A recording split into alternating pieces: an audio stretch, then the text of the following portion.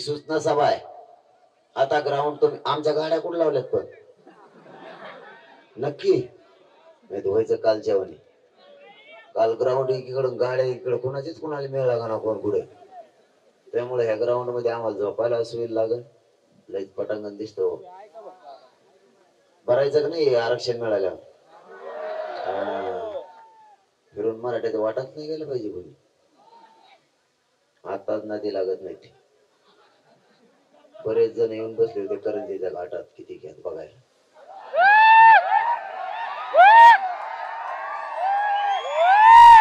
त्याला शेवटी लोड आला मोजू ते मला चला घरी जाऊन त्याला थंडी वाजायला.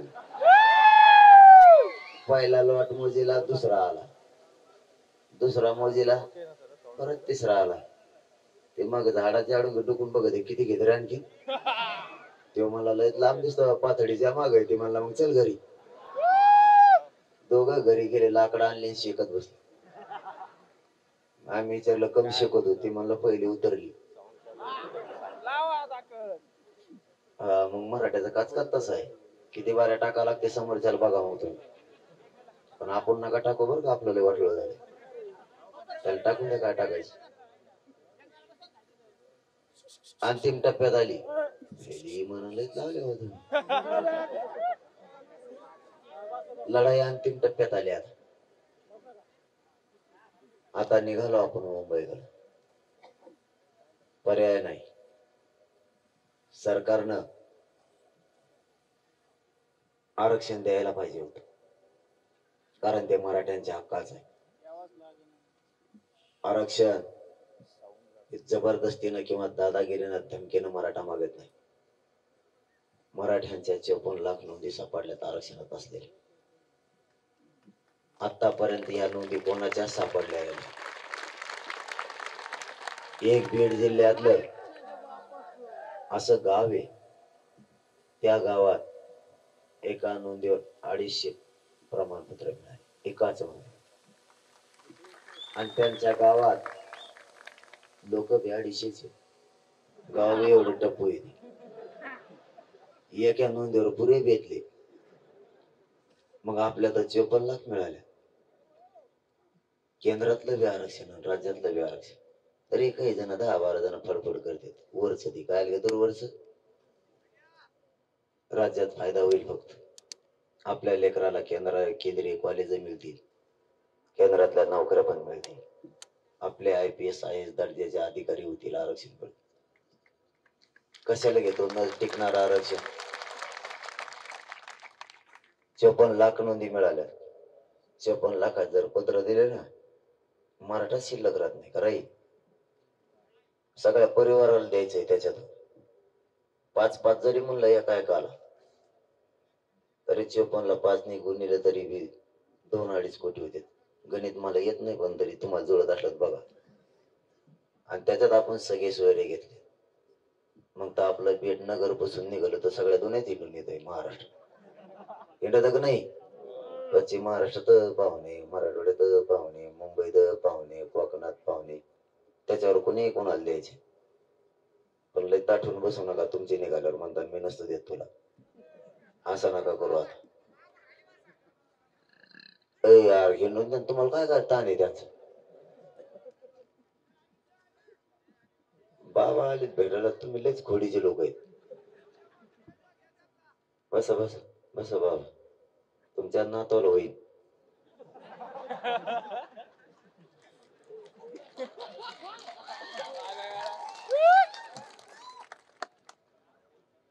तेव्हा कातो लढे असते. आज आम्हाला कशाला मग पळा लागला. आता आमची अशी फजिती. एक कोण सरकार, एक कोणती ओबीसीचा एकच नेता.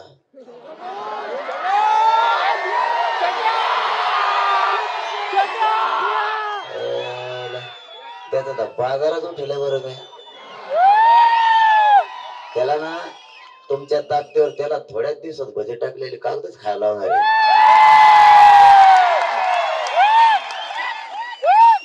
ते बोला ना 2-3 दिवस झाले. त्याला वाटतं बोलावं तरी ओबीसी चालले तर नाही बोलावं तरी ओबीसी चालले. त्याला वाटत होतं मराठी ओबीसीतच नाही आले पाहिजे. गेले ना, तुला काही कळत का नाही? तेव्हा म्हणतो मी आत नाही येऊन देणार. अरे आत जाऊन बाहेर आल्या तुलाच लोटायचे बाहेर बारी आल्या का बाहेर?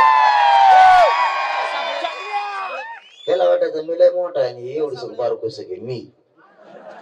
त्याला वाटलं हे किती लढणार रे, अर्धी भाकर खाता येईन कवर लढणी. जेव्हा त्यांच्या भाकरीच बंद झाल्या आणि त्यांच्या टोपल्यात काय न राहिला आता. ते म्हणतो खायला नाही बरं दिसतंय. आपला काच तसा असतो. तुम्ही टीव्हीला बघा का नाही? अरे तुमच्या नगर जिल्ह्यात टीव्ही आहेत का नाही?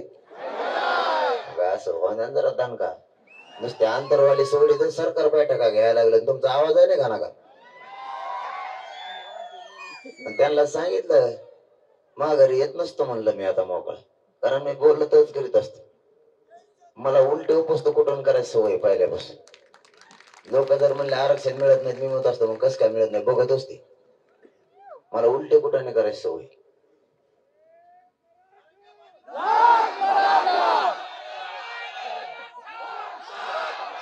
मराठ्यांना मात्र मानावं लागल. बोलता बोलता ध्यानातून जाईल म्हणून अगोदर एक स्तुती करतो.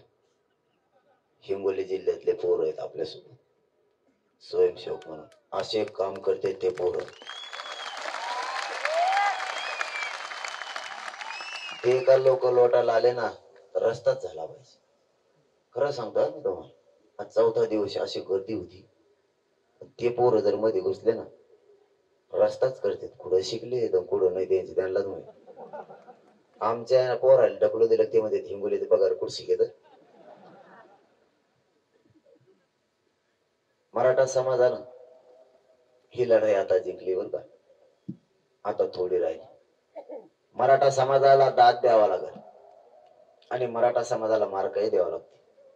माझ्या मायबाप मराठा समाजाला खूप अपमानास्पद बोललं जायचं की जात कधीच एक येत नाही, कधीच.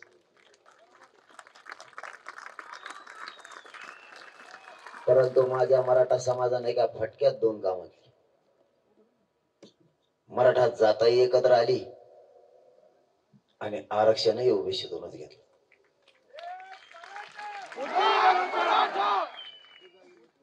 मराठा समाजानं ताकद कशी पाठीशी उभा करायची, पाठबळ कसं द्यायचं याबाबतही मराठा मागाने. तुम्हाला परवाचं एकच उदाहरण सांगतो. 4.5 महिने झालं हे आंदोलन सुरू आहे. थंडी वाजा लागली का? माझ्या अंगात कळत नाही त्यांनी मला काय नाहीच काही होत नाही. तर थंडी ना काय होईना कवा खाल्लं तरी पचत आहे मला. मी पाठव खातो तरी पचत मला. आमच्या गाडीतले 10 वाजता टोपलं सापडायला सुरू करते. ते म्हणतात आपलं घ्या खाऊन याला कवा पचत आहे.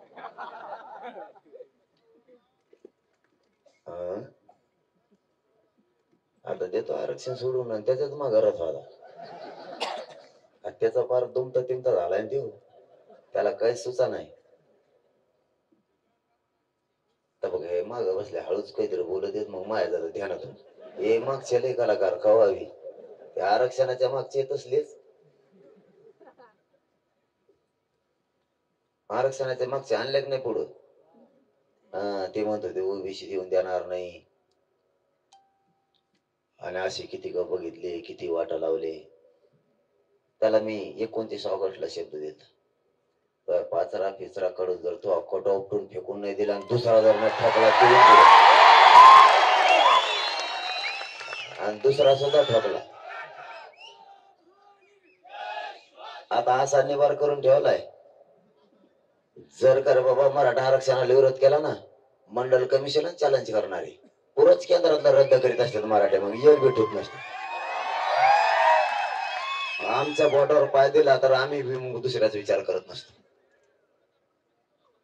मराठा समाजानं पाठबळ आणि साथ कशी द्यायची हे परवा पुन्हा एकदा समाजासमोर आणलंय. 4.5 महिने झालंय आंदोलन सुरू आहे. मी अंतरवालीच्या शिवाच्या बाहेर गेलो नव्हतो. आत्ता गेलो तसा गेलो नव्हतो. सभा घेतल्या हा भाग वेगळा. परंतु अंतरवालीचा शिव सोडला आणि गावाच्या लक्षात आलं शेवटचं आंदोलन करायला पोरग निघालंय.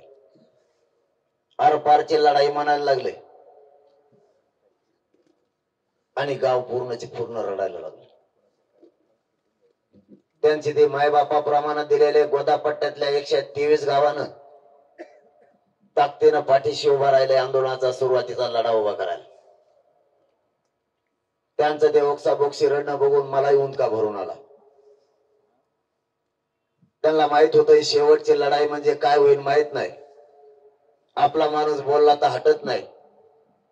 चाललाय आपले शिव सोडून चाललाय. आणि ही वार्ता डोळ्याला पाणी आलेली गोदापट्ट्यातल्या 123 गावात अर्ध्या घंट्यात वाऱ्यासारखी पसरली. आम्हाला अंतरवालीपासून हवेवर महामार्गावर येईपर्यंत गोदापट्ट्यातला एकही माणूस शेतात आणि घरात नाही राहिला. 10 ते 15 लाख लोक अर्ध्या घंट्यात शहागडच्या महामार्गावरती येऊन उभा राहिले. मराठ्यांनी शक्ती कशी उभा करायची आणि पाठबळ द्यायचं कसं, ज्याला लेकरं मानले त्याच्या पाठीवरून ताकदीने हात फिरवायचा कसा, हे पुन्हा एकदा दाखल. कारण माणसाला बळ दिल्याशिवाय माणूस यशस्वी होत नाही. गेवराई पासून अंतरवालीचं अंतर 19 किलोमीटर. तुम्ही कोणालाही विचारा, 19 किलोमीटरवर उभा राहायला सुद्धा जागा नव्हती. इतक्या ताकदीनं मराठी एकत्र आले. आणि हे अचानक घडलं.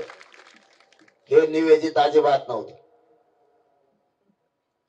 अचानक लोकांच्या लक्षात आलं, अंतरवालीच्या डोळ्यात पाणी आलं. याचा अर्थ यांनी शिव ओलांडली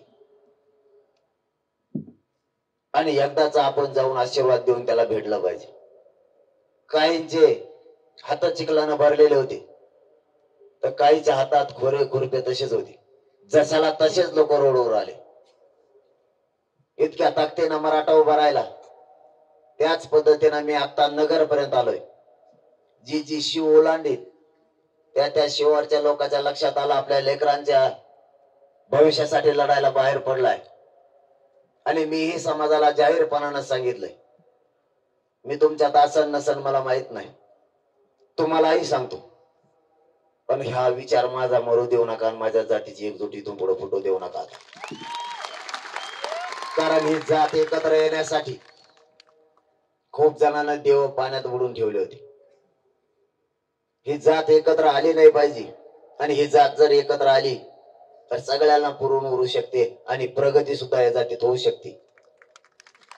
माझ्या मायबाप मराठा बांधवांना माझी विनंती आहे, मी तुम्हाला पुन्हा पुन्हा तेच सांगतो, मी तुमच्यात आसन नसन मला माहित नाही, पण मराठ्यांच्या पोरांच्या डोक्यावर आरक्षण देऊन गुलाल टाकल्याशिवाय मी 1 इंचही मागे हटणार नाही. हा शब्द आहे माझा तुम्हाला.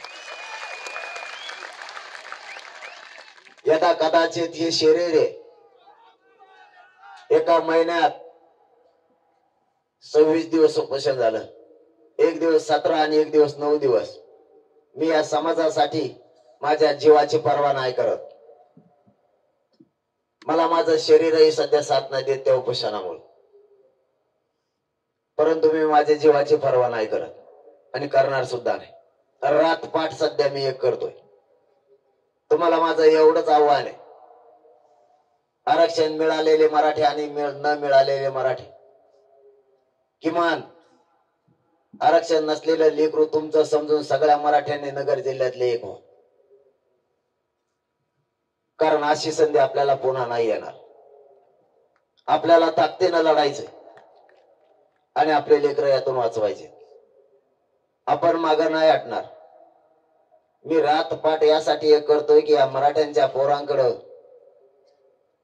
कोणी वाईट नजरेनं नाही बघितलं पाहिजे आणि हे मराठ्यांचे लेकर मोठे झाले पाहिजे.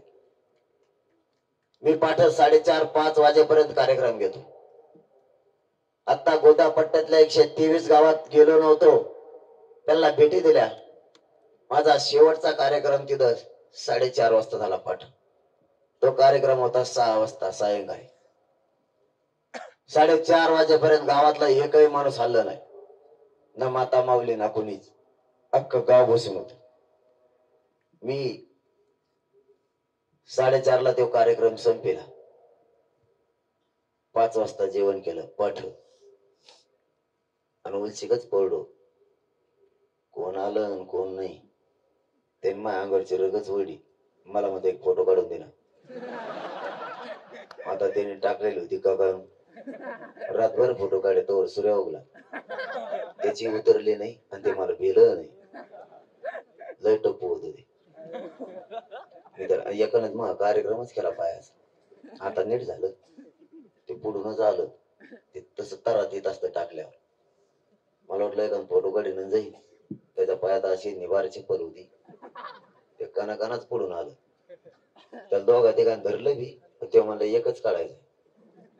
त्याने असं त्याच्या त्या चपलीचा दणका बसला, मग अर्ध नखच उडालं. मी त्याला लय काचा काचा लोटलं, पण ते ढकलत नाही मला. दारू सोडा. तुमच्या पाया पडून सांगतो, आपल्या लेकराला आयुष्याचं आरक्षण द्या एकदा, आणि व्यसनापासून मराठ्यांनी लांब जा. आपली प्रगती कोणीच रोखू शकत नाही, कोणीच. फक्त व्यसनापासून आपले लोक लांब जा. काहीच करायची गरज नाही आपल्याला. आरक्षण तर आपण आणलंय आता. ज्यांना ज्यांना सरळ करायचं त्यांना त्यांना सरळ केलं ना, आणलं आपण आरक्षणात. आता आरक्षणापासून नाही रोखू शकत कोणीच. बाबा कवा बी टाळ्या वाजू नका, मग सगळं गणितच हुकून बरं का. तुम्ही एक तर उशीर आले, मग ह्याच मागा लागेल. कारण मग मी काय कॅम्प्युटर नाही कॅसेट टाकली सुरू आहे. मी काही म्हणलं तुम्ही ना दर ठोकीत मग जाईल ना हुकून सगळा मिळाल. मग इकडे मी सगळे नीट केले, तर तुम्हीच मला नीट करायला लागले.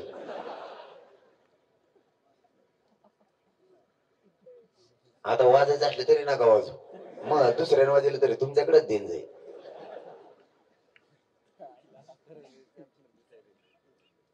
मायबापा हो, ही लढाई आपण आता जिंकत आणली, ही जिंकायची. मी नाही मागं हटणार आता. त्याच्यापेक्षा काय वेळ द्यायला पाहिजे. देशातलं पहिलं आंदोलन असेल की जे आंदोलन 7 महिन्याचा वेळ दिला. सुरुवातीला नितीन गडकरी साहेबांच्या अध्यक्षतेखाली समिती होती, महसूलचे मुख्य सचिव, त्यावेळेस 3 महिने दिले. त्यानंतर न्यायमूर्ती शिंदे साहेबांच्या समिती नेमली, तिला 40 दिवस दिले. 1 महिना पाहिजे म्हणले, आपण 10 दिवस जास्त दिले. पुन्हा 2 महिने पाहिजे म्हणले, आपण 24 डिसेंबर पर्यंत वेळ दिला. आणि आपण 23 डिसेंबरला घोषणा केली, 20 जानेवारीला आम्ही मुंबईला जातो. 23 डिसेंबर ते आता उद्या 23 डिसेंबर, 23 जानेवारी पुन्हा येते, म्हणजे 1 महिना, एकूण 7 महिन्याचा वेळ झाला. जरी आपण ह्या महिन्यातला दिला नसला, आपल्या निवेदनासाठी जरी वेळ होता, तरी तो सरकारला होताच. यापेक्षा या महाराष्ट्रात कोणीच वेळ इतका दिला नस, तरीही ते म्हणतात आम्हाला आणखीन वेळ पाहिजे. आता कशाला पाहिजे? एकदम सोपं आहे. आता बघा, तुम्हाला माहिती असावं म्हणून सांगतो, आणि तसं तर मी मीडियाशिवाय बोलतच नाही, ते तरी बरं आहे. नाही तर मला येणे इतकं येड्यात काढलं असतं आता भयानक. ते म्हणतात मुंबईला यायची गरजच नाही, आम्ही देतो तोवर आरक्षण, थोडे दिवस द्या. पण मीडियाच्या समोर, सगळ्या समाजाच्या समोर बोलल्यामुळे समाजाचा फायदा झाला आणि माझा पण झाला. 54 लाख नोंदी सापडल्या. आता फक्त प्रमाणपत्र द्यायचे. साधी आणि सरळ प्रक्रिया आहे. त्याच्या परिवाराला देताना वंशावळ जोडायची गरज नाही. 54 लाख प्लस त्याच्या परिवारातले होणारे लोक, आणि या दोघांची काळजी आकडा होईल त्यानुसार त्यांच्या सगळ्या सोयऱ्यांना. याच्या अगोदर नोंदी आणि परिवाराला द्यायचा असेल तर 2 दिवसात सुद्धा देऊ शकतो. नंबर 1, आपण पर्याय सुद्धा दिले. तुम्ही गावागावात प्रत्येक ग्रामपंचायतला ज्यांच्या नोंदी सापडल्यात ती यादी लावा. दुसऱ्या दिवशी सकाळी अर्ज घ्या, शिबिर घेऊन, आणि तिसऱ्या दिवशी सकाळी प्रमाणपत्र द्या. त्यांनी शिबिर घ्यायला सुरुवात केली, पण काय सांगावं त्यांना, मिळत लागाय. बघा कार्यक्रम किती उलटा आहे. तुमच्याकडे ग्रामपंचायतला चिटकिलेत का? नाही, खरं सांगा बरं का. नोंदी निघालेल्या चिटकिल्या नाही. अरे मग उद्या दाखवतो त्यांना. मला म्हणले सगळ्या महाराष्ट्रात चिटकिल्यात. काही काही चिटकिल्यात ना.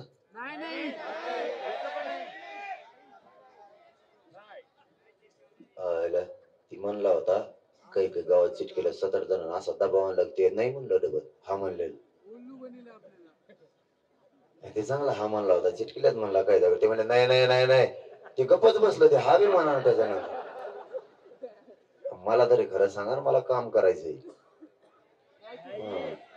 मला काम करायचं म्हणजे मी एक तर खोटं करत नाही आणि तुमच्याच जोरावर करतोय तुमच्याच बळावरती करतोय फक्त प्रॉब्लेम एक होता इथून माग आताचा एकच आहे मी सरकारला मॅनेज होत नाही फुटत सुद्धा नाही सरकारचा सगळ्यात मोठा प्रॉब्लेम आहे कारण मला काय लागत नाही मला पैशाचा मह जमत नाही पहिल्यापासून आणि पदाचा मह जमत नाही कवा माझ्याकडे कर्जच असत त्यामुळे मन पैशात जमत नाही जसं हिंदीचा मह जमत नाही तसं हिंदीचा मह जमत आहे बरं का मी खोटं नाही बोलत तुम्हाला जमतय दम्मानी विचारले तर मी बेस्ट उत्तर देतो पण उतरता जर विचारता एका एकी जर त्याचं नाव घेतलं ना मग सगळं गणितच बिघडून जात आणि ते त्याच नाव घेतात आधी गोडीत मला दम्मानी विचारते एक दोन मग मी चांगले उत्तर देतो ते एका एक त्याचा प्रश्न आणते मग मी कुंकडे जातो आणि तेच आणलं का मग सगळे कार्यक्रमच उलटा सुलटा होता तेव्हा मी सध्या कागदच घेऊन निघतो पिशी कोणत्या संपादकाकडे जातो म्हणतो तुमच्या दम असला तर वाचून दाखवा ते काय हलवायची तू लोकांच्या वाटत जातो हे पोट ते असले बेकार हे कसलं खालून काय लिहितात कुठं लिंबा झाडा खाली बसून शिया आणल्यात कुणाला माहिती आहे असे कौरशी ते 2 दिवस माझा बाजारात खाता येत नाही ते मराठ्याचं वाटत जातात हे पोट्टे सोडी देतोय मग हे काय कुठून सापडून आणल्या तर कुठून नाही इतकी कौरशी दिली माणसाला 2 दिवस सुधरतच नाही काय करावं आता बी मध्ये मध्ये मी ते 20 जानेवारीला आपल्याला मुंबईला जायचं डिक्लेअर केलं गप बसाव का नाही मग 20 जानेवारी पोत गप बसायचेच नाही असे नमुने ते पोट्टे मराठीचे कोणी त्या वाळ सोशल मीडियाला टाकलाय कोणाला माहित कोणतरी मुसळीच घेऊन निघाले मुंबई आता सरकारने मला बेजार केलं त्यांचे प्रतिनिधी फोन करून ते म्हणले होय तू मुसळी घेऊन येणार काय मला नाही मला त्याला विचारते कोण टाकलं त्याला ते बी पोट्ट्याने नीट टाकायचं ना तर मुसळीवर उलटे तोंड करून बसले त्याचा फोटो टाकले एकाने तोंड इकडे केलं एकाने टांगड्या इकडे केल्या ते म्हणतात होय किती मुसळीवर किती लोक बसत असते म्हणलं ते बी मला माहित नाही तू त्यांना विचारते कोण आहे त्यांना गप्पच बसत नाहीत काय करते मी सहज म्हणलो 20 जानेवारीच्या आज सगळ्या कामावर कोण घ्या आपल्याला मुंबईकडे जायचं आणि वापस नाही यायचं एक जणांनी सोशल मीडियाला व्हिडिओ टाकला गव्हाला इतकं पाणी गेलं त्यांनी त्याचा वावर शेवळ सगळं तेव्हा माघारी तर वापसात नाही झाला पाहिजे आता बघा हे पोरं मध्ये त्यांनी ते डिझेल बंद केलं म्हणले आता वाटाने गाड्या गेल्या डिझेल जर बंद पडलं गाड्या काय चालायच्या एका पोरानं लगेच दुसऱ्याच ती शिडू काय डोकं लावतात खरंच ना मला तुमच्या पायच पडायला पाहिजे असं डोकं लावत एक जण ते आपल्या जवळ आहे बघा ट्रॅक्टर आपल्या संघच येते त्याने ते सौर ऊर्जाच बसवलं ट्रॅक्टरला म्हणलं आपला ट्रॅक्टर थेट मुंबईतच ठरणार आता बघा कार्यक्रम कोणा कुंकडचे कुंकड वायर जोडले त्याचे त्यालाच माहिती त्यांनी सुरू बी केलं ते डोकं लावायचं कामच नाही सांग मी सरकारला सांगितलं होतं मराठ्यांच्या पोरांचा आणि मराठ्याचं तुम्ही नाद नाका करू तुम्ही लवकर हक्काचं आरक्षण द्या तुम्ही जर नाही दिलं तर तुम्हाला आणखीन जड जाईल आणि ते दिवस त्यांनी आणला शेवटी त्यांच्याकडे आपलं काही काम बे नव्हतं जास्त आपण आपलं सगळं साहित्य संघ चालले तेवढं एकच काम आहे त्यांच्याकडे बाकी काही नाही आपण त्यांना काही दडपण आणलं नाही काहीच नाही मला म्हणले तुम्ही डोंगरावर मुकामुकम टाकले एक जण प्रतिनिधी फोन आला ते म्हणला तुम्ही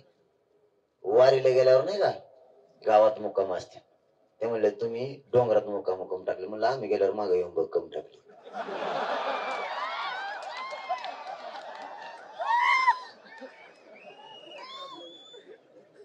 आणि वारी सारखं केल्यावर गावात मुक्काम टाकल्यावर आणि पाठ कुणाच्या भिताडीच्या अडोगी बसले गाव मेलं राहिलं 6 महिने आणि मग ते म्हणले मुंबईत आल्यावर असंच का काय म्हणलं तिथं जागा मिळेल तिथं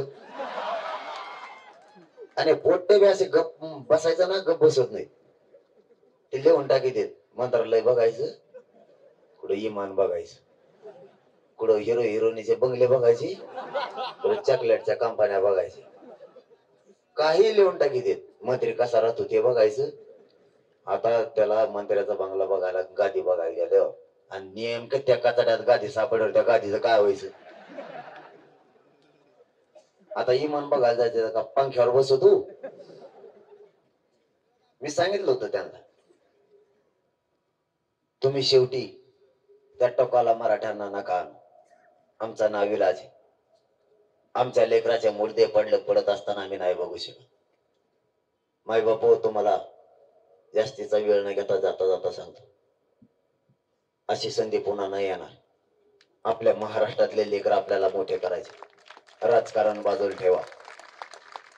आपल्या लेकराला आरक्षण मिळेपर्यंत आपण एक इंचही मागा नाही सारखायचं. आणि मी तुमच्या पाठबळावर आणि तुमच्या जीवावर मुंबईकडे निघालोय. पाठीमागची बाजू सगळे सांभाळा, कारण तिकडं जर काही ताण दिला, इकडं आंदोलन तुम्हाला सांभाळायचं.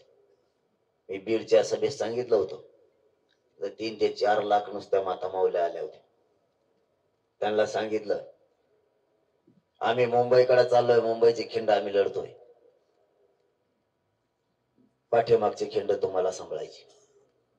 ती हिंमत करणार नाही त्रास देण्याचे, पण जर दिलाच, पाठीमागची खिंड तुम्हाला सांभाळायची. महिलांनी उठायचं, काहीच नाही करायचं. मावशी, तुम्हाला आवाज येतो का? सांगू का मग? तुम्ही तर काहीच म्हणा, नुसते अशा करायला लागले. तिकडे लय मोठे आहेत ना.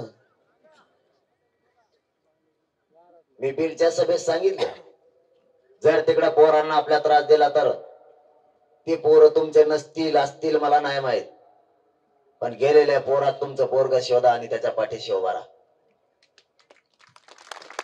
आणि जर त्या पोरांना त्रास दिला, तुम्ही एकच काम करा, कोणत्याही पक्षाचा आमदार आणि मंत्री असो, जिल्ह्यातल्या सगळ्या महिलांनी उठायचं आणि त्याच्या दारात जाऊन बसायचं. काहीच करायचं नाही. त्याला 2च प्रश्न विचारायचे.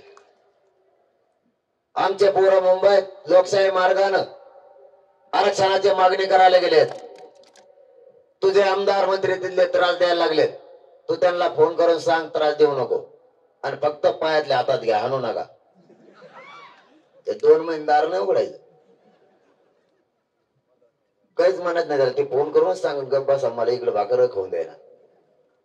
कारण आपल्या लेकरासाठी ते करायला लागलं. मी एवढं म्हणलं, व्यासपीठाच्या खाली आलो, तर माता मावल्या काय आल्या. त्या म्हणल्या, दादा तुम्ही जा मुंबईला, नुसतं काय कोणी येडेवून करून द्या, इकडे काय चपलेत तुतार फोडी द्या एखाद्या.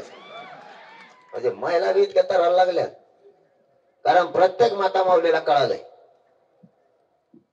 आपल्या लेकराचं हित आहे आरक्षणात. आपले लेकर आरक्षणामुळे मोठे होणार आहे. श्रीमंत मराठा असो किंवा गरीब, फायदा याच्यात सगळ्यांचाच होणार आहे. आणि मला पण लय उशिरा कळालं, यांचे खटके तुम जवळ आहेत. मला लय उशिरा माहित झालं. मला जर लवकर माहित झालं असतं ना, मी आरक्षण तुम्हाला समजून सांगितलं असतं, यांना सांगितलंच नसतं. हे तुमच्याच ऐकण्यात येत. मला लय उशिरा कळालं, कारण हे लय घुमेलय मला आधी. मी एका गल्लीतून आले की 3ऱ्याच गल्लीतून जायची. नसता ही लढाई आपण मागच जिंकली असती, कारण मराठा एक होणं गरजेचं होतं. मराठा एक व्हायला उशीर झाला. आता फक्त एकजूट फुटू देऊ नका.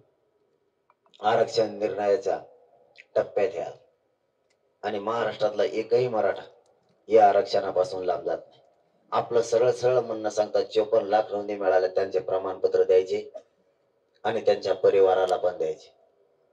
आणि सगळ्या सोयऱ्यांचा गणगोतातील सगळे सोयरे, म्हणजे आपण भेट कुणीकडची पण कुणीकडे, त्याचा अध्यादेश काढायचा, वट हुकूम काढायचा. त्यांनी थोडं उलट केलं. त्यांनी अध्यादेश काढायची तयारी सुरू केली. माझ्याकडे घेऊन आले, मला म्हणले सगळ्या सोयऱ्यांचा अध्यादेश काढायला लागलो आहे. आणि म्हणलं सगळ्या सोयऱ्याचा अध्यादेश काढायला लागले, प्रमाणपत्र आता समजा प्रमाणपत्रच नाही, आणि सोयऱ्याला कोण देईल? समजा ज्याचे पत्र आहेत बाबा, आपल्या सोयऱ्याला, ज्या सोयऱ्याला घ्यायचं त्याच्या सोयऱ्याचं तर प्रमाणपत्र पाहिजे का नाही, तरच ते देईल ना. तुम्ही जर 54 लाख पत्र दिले, तरच त्या पत्राच्या आधारावर ज्याची नोंद नाही मिळाली त्याचा फायदा होणार आहे. नोंद मिळालेलीच तुम्ही देणार, आणि सगळ्या सोयऱ्याचा आधीच देऊन काय करता? मग ते झालं उलट. एखादा नाही का शेती बागायती करायला निघतो, बागायती करायला चालला आणि विहीर खांद्याच्या आधीच मोटर राहून फुली, काय मग मातीत टाकीतो का, ढेकाळात टाकीतो कधी? विहीर खांदायच्या आधीच ती विहीर खांदा लागन, तिला पाणी लागतं का बघा ना, आधीच मोटर आणून तसा खेळ झाला. हा म्हणले असं असतं का, हे गेले माघारी घेऊन. म्हणजे त्यांनी काय डाव नाही टाकायचे तेवढे टाकले, पण आपण बी असा नमुना लागलोय त्यांना, त्यांचे पुरे डाव मोडून टाकतो. आता त्यांना वाटलं 4-5 जण येते, लय झालं तर मुंबईत जेव्हा लाईन लागली नुसते चिरीत येत. त्यांच्या सगळ्या यंत्रणा कामाला लावल्यात त्यांनी, रोहापासूनच्या सगळ्या. पहिल्यांदा या आंदोलनाला ह्या यंत्रणा कामाला लागल्या. मला लागून ते काय लागायचे, कारण मला इंग्लिश वाचित येत नाही, मग लयच खेळ पांगल्या नाही तिचं, मग लय दिवस झालं जमाना. पण मराठीत जर विचारलं ना, बोलायचं कामच नाही, कसलाच मंत्री आपल्याकडे येत नाही. मराठीत विचारलं कार्यक्रम त्याचा. माझ्याकडे मंत्री आलेले डबल आलेले तुम्ही बघितले का, टीव्हीला बघा तुम्ही. सुरुवातीला आलेला नंतर आलाय का? हा, ते बदलून खांदे बदलून येतात. आपण नाही का नांगर धरल्यावर बैल बदलितो तशी, माझ्याकडे बदलून बदलून पाठीत. एक नाही पाठीत, पहिले आल्याला डबल नाही पाठीत. कारण इकडं बोलायचं, इकडं कचका आपल्याला अवघड आहे. कारण मला जातीशी देणं घेणं आहे, तुमच्याशी नाही. माझ्या जातीला मी मायबाप मानलेला आहे. आंदोलन हे तुमच्याशी मित्रत्व करायसाठी नाही, माझ्या जातीला न्याय मिळण्यासाठी. त्यामुळे तुमचं ऐकून नाही घेऊ शकत, आणि ऐकलं पण नाही. प्रत्येक वेळेस बदलून येते, आणि ते म्हणतात आमच्या समोर ठरलं नव्हतं. म्हणलं मग बोलव, त्यांना ठरलं नव्हतं, मग ते कुठे येतात? आपलं लेखी द्यायचं ठरलं होतं, आणखीन सह्या नाही झाल्या हो त्याच्यावर. 4 महिने झाले. ते म्हणतो तू कर, आणि ते म्हणतो तू कर. एक मंत्री तर गावाकडे गेला, आणखीन आलाच नाही मुंबईत. ते म्हणतो मी आल्यावर करू, मग इकडे ते म्हणतो तो तू कर, ते म्हणतो नाही मग तू आपण आल्यावरच करू दोघं संगच. आणखीन एकत्र येणार तोवर तर मुंबईत सुद्धा निघालो आपण. तुम्हाला माझं जाता जाता पुन्हा एक सांग नाही, माझा शब्द आहे तुम्हाला, आरक्षण घेतल्याशिवाय मग मागा नाहीये. परंतु तुम्ही ताकदीनं पाठीशी उभा राहा, जागरूक राहा. मुंबईकडे डोळे लावून बसा. तिकडच्या लेकरांना काय त्रास होतोय का, किंवा आरक्षण दिलं जात आहे का, यासाठी ताकदीनं तुम्ही या पोरांच्या पाठीशी उभा राहा.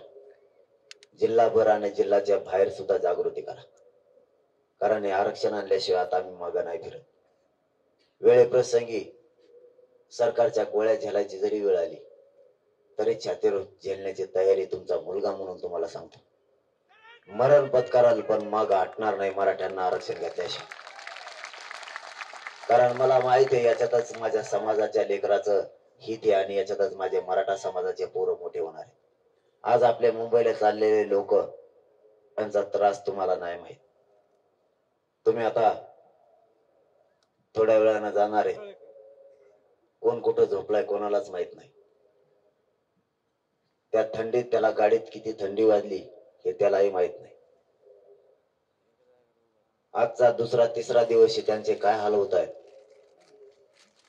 हे एकमेकाला फक्त ते सांगतात, पण प्रत्येक जण सहन करायला लागलाय जात मोठी व्हावी म्हणून. रात्री कोण कोणत्या ग्राउंडवर होता आणि कोण कुठं होता. काही काही पोरं रात्री झोपले सुद्धा नाहीत, रात्रभर शेक केला त्यांनी थंडी वाजली म्हणून. शेकत बसले, पण मग आटल्या नाही, गाडी वळून गावाकडे नाही गेले, मुंबईकडेच निघालेत. एवढी रीस मराठ्यांना सध्या मराठ्यांच्या पोरं मोठे करण्यासाठी लागले. कोणी म्हणत सुद्धा नाही की मला खोली नाही, मला झोपायला जागा नाही. मी सुद्धा ग्राउंडवरच झोपतोय, खोली दिली तरी पण मला खोलीत नावीला जाणं झोपावं लागतं. जर माझा पाय ताटला तर सरळ सुद्धा होत नाही, कारण अंगातलं रक्त कमी झालेलं आहे या उपोषणामुळे. त्यामुळे मला नावीला जाणं खोलीत झोपायला लागतं. मी आयुष्य आरामात जगण्यासाठी नाही आलेलो. आपल्या मराठा समाजानं ती कोणती तरी गाडी आणली, तिला इंग्लिश मध्ये काय म्हणतात मला नाही माहित, जाग्यावर उभा आहे कुलूप लावून ती. कारण मी मोज मजा करण्यासाठी आलेलो नाही. माझ्या गोरगरिबांच्या लेकरांना न्याय मिळावा म्हणून ही लढाई. मुंबईकडे जाणारे प्रत्येक पोरग हाल सहन करते, प्रत्येक पोरग, पण एक जण सुद्धा मागं वळायला तयार नाही. नको त्रास व्हायला असं कोणीच म्हणत नाही. प्रत्येकाला सांगतोय, ज्यांना सहन होतंय ते थांबा, ज्यांना होत नाही ते वापस जा. कोणी मागा फिरायला तयार नाही. कालच्या अर्ध्या पोरांना आंघोळी नाही केले तरी कोणी म्हणलं नाही आम्हाला आंघोळी नाही भेटल्या किंवा काही थंड पाणी होत. काही काहींनी तशाच बकेटी अंगावर ओतून घेतल्या, काही केलं गार पाण्याने काही होत नाही. माझ्यासारख्याने गार पाणी घेतलं की मला उठूनच गंगात न्यावं लागत. इतका त्रास हे पोरं सहन करायला लागले. आणखीन मुंबई पर्यंत जायचं. आम्ही सगळा संघर्ष सहन करणार आहे. माझी तुम्हाला विनंती आहे, जास्तीचा मराठा समाज आणखीन जागृत करा. जर तिकडं काही त्रास झाला, आरक्षण मिळेपर्यंत रस्त्यावरून कोणी चालायचं नाही. महाराष्ट्रातले क्षणभरात अर्ध्या घंट्यात सगळे रस्ते आणि सगळ्या रस्त्यावर मराठा आणि फक्त मराठाच दिसला पाहिजे. इतक्या ताकदीनं राज्यभर येतात. कारण आपलं आंदोलन शांततेत आहे आणि तेही शांततेतच ठेवायचं. आता 25 तारखेला मराठी संध्याकाळी मुंबईत पोहोचणार आहे. मुंबईतल्या गल्ली गल्लीत तुम्हाला मराठा दिसणार. गल्ली गल्लीत इतका ताकदीनं मराठा मुंबईकडे 25 तारखेला येणार. तुम्ही येणार आहेत का? खरं सांगा बरं का. नाही तुम्ही हो म्हणायचं मला असं ठेशी देणे एकट्याला तिथं मला घ्यायचे बदाडून मग तुम्ही माझ्या येतो. खरं सांगा आता. नाही नाही हाणायचं तर नाही राव आपलं. मग तर ते मागच कार्यक्रम झाला असता. त्याला काय टाइम लागत यांना हाणायचं म्हणल्यावर लय पुढे येतात भाऊ फटाफटात. तेवढ्या कामाला निभारे आणि जाते तर निघून सौस आणि कुंकड दिसत नाही. मेळ बी लागत नाही कुंकड गेले ते तर करायचं नाही. या शांततेच्या युद्धानच 70 वर्षात मराठ्यांना आरक्षण मिळत नव्हतं. ते पत्रात पडायला लागलंय फक्त शांततेच्या आंदोलनावर. काहीच करता येणार नाही त्यांना. शांततेच्या आंदोलनात खूप ताकद आहे. म्हणून तुम्हाला माझी पुन्हा पुन्हा विनंती, आता जागे राहा. हे आरक्षण आता टप्प्यात आलंय. आता घेतल्याशिवाय माघारी नाही येणार. आम्ही तुमच्यात असो किंवा नसो, 2 गोष्टी कायम करा. आपला विचार मरू देऊ नका आणि मराठ्याची एक झालेली एकजूट फुटू देऊ नका. एवढीच मला अपेक्षा आहे तुमच्याकडे. कारण मी आता हटणार नाही ठरवलंय. जाता जाता पुन्हा सांगतो, ताकदीनं सगळ्यांनी मुंबईकडे या आणि पाठीमागे राहिलेल्या बांधवांनी पाठीमागच्या आंदोलनाची धुरा सांभाळा. एवढीच विनंती करतो. आणि आपल्या इथं बसलेल्या बांधवांना सांगतो, गाड्यातल्या बांधवांनी गाड्यात दमानं चालवत जा. आपल्यापासून कोणाला इजा नाही झाली पाहिजे. आपल्या रॅलीत असलेल्या सगळ्या बांधवांना विनंती आहे, गाड्या एकदम दमाने आणा आणि एका लाईनीत सगळे चलत जा. उद्यापासून आपली लाईन तुटली नाही पाहिजे. कारण ही जर एखाद्याला इजा झाली तर आपल्यापासून नाही झाली पाहिजे. कोणाची गाडी जर खराब झाली तर या नगर मधूनच महाराष्ट्रातल्या मराठा समाजाला सांगतो, त्याची गाडी नीट करून देण्यासाठी सुद्धा त्याच्या मदतीला जात जा. सगळे कुठं गाड्या पंक्चर होत्यात, कुठं खराब व्हायला लागल्या. आणि आपल्याही बांधवांनी गाडी खराब झाली किंवा काय झालं तर एकमेकाला सांगत चला आणि एकमेकाला साथ द्या. ही लढाई आपल्याला जिंकायची. धन्यवाद. जय शिव. नमस्कार, मी अनिल तिवारी, महाराष्ट्राचा पुढारी या न्यूज चॅनल मध्ये आपलं सहर्ष स्वागत करतो. गावगाडा ते मराठवाडा, राष्ट्र महाराष्ट्र पश्चिम महाराष्ट्र, नात्याचा अनुबंध ते कोकण, न्याय हक्क लढा संदर्भ ते विदर्भ, समस्या असो की अडचण, उत्साह असो की आनंदाचा क्षण, क्षणात आपल्या दारी महाराष्ट्राचा पुढारी.